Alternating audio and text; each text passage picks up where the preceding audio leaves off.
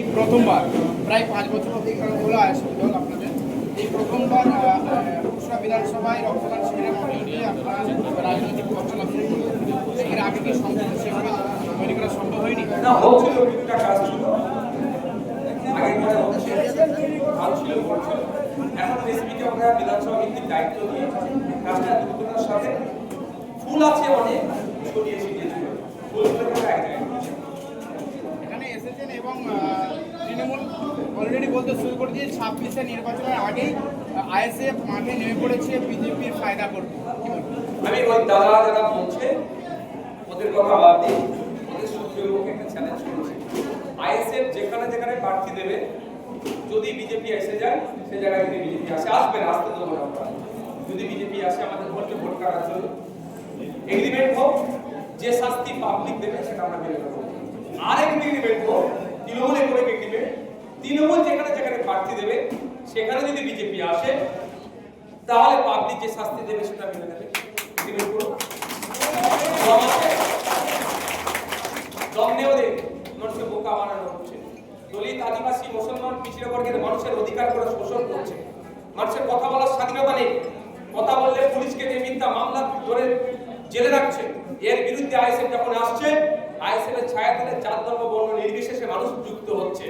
একদিকে আমার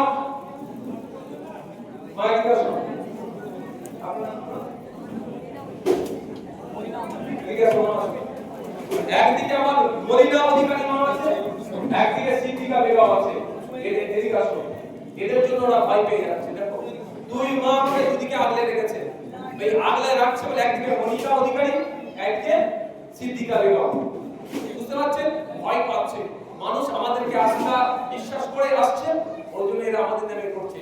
মুসলিম মহল্লাতে গিয়ে বলছে আইএসএফ বিজেপি দ্বারা, আর আমার মনিকা অধিকারী মায়েরা যেখানে থাকে সেখানে গিয়ে বলছে নওশাদ সিদ্দিকীর মাথায় টুপি উঠে দাঁড়িয়ে ওটা মুসলমানদের দল। কিন্তু এন্ড অফ দ্য ডে না আমার এই মা তার অধিকার পাচ্ছে, না এই মা তার অধিকার পাচ্ছে। আমরা দুই মাকে তার অধিকারের পাইয়ে দেওয়ার জন্য, অধিকার বুঝিয়ে দেওয়ার জন্য রাজনীতির ময়দানে এসেছি। সুতরাং কে কি সার্টিফিকেট দিলেন ওটা নিয়ে আমরা ভুল করি না। মা জানে পাপ বাপ, আর বোন জানে পাপ। আপনি কৃষিকাজ নিয়ে বক্তব্য রাখলেন, এখানে একদমই কৃষি প্রধান এলাকা, সে জায়গাতে আলুর দাম তো একদমই নাই। আপনি যে 26-এ নির্বাচনে সিট বেশি পান বা বিধানসভায় কি এই আওয়াজটা তুলবেন মানুষের? অবশ্যই আমরা এর আগে তুলেছি, বিধানসভাতে আমি তুলেছি, এই বিষয়গুলো তুলেছি। পার্টিকুলার পুরুষরা বিধানসভা নিয়ে তুলিনি, কিন্তু টোটাল কৃষকদের নিয়ে আমি আওয়াজ তুলেছি। সব থেকে বেশি আওয়াজ বিধানসভায় কৃষকদের জন্য আমি তুলেছি। এবার আপনাদের একটা কথা বলি, সরকার চাইলে এই কৃষকদের সম্ভবত রঘুনাথ মিশ্র কমিশন একটা কমিশন হয়েছিল, উৎপাদিত ফসলের 3 গুণ দামের কথা বলেছিল। সেটা তো আপনাই বলি কিন্তু করছেন কি হচ্ছে, অধিকারে যারা দালাল বইকট ভিডিও চালাচ্ছে তারা টাকা কামিয়ে নিচ্ছে। কৃষক উৎপাদিত ফসলের দাম সঠিক পাচ্ছে না, কিন্তু আমরা যখন এই ফসলটা টেবিলে বসে খাচ্ছি না, মানে খাচ্ছি ফসল কিনছি, আমাদেরকে মিশতে হবে।